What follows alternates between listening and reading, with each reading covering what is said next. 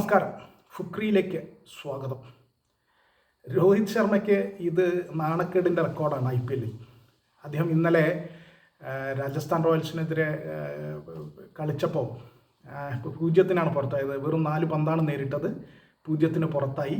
ഈ 0-ന് ഒരു പ്രത്യേകതയുണ്ട്. 19ാമത്തെ ഡക്കാണ് അദ്ദേഹം IPL മൊത്തം 281 മത്സരങ്ങളാണ് കളിച്ചത്. അതിൽ 19ാമത്തെ തവണയാണ് അദ്ദേഹം 0-ന് പുറത്താകുന്നത്.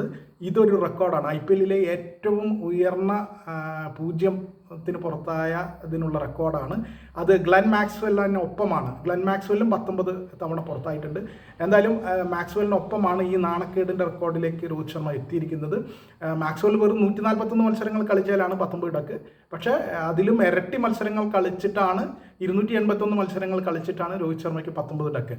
അപ്പോൾ അതൊരു നാണക്കേടിൻ്റെ റെക്കോർഡ് എന്ന് വേണമെങ്കിൽ പറയാം. രോഹിത് ശർമ്മയെ പോലെ ഒരു കളിക്കാരൻ തീർച്ചയായിട്ടും അങ്ങനെ ഒരു റെക്കോർഡിലേക്ക് എത്തേണ്ട ഒരാളല്ല. ആ ലെവലിലുള്ള ഒരു കളിക്കാരനാണ് അദ്ദേഹം. ഒരു ഇതിഹാസ താരമാണ്.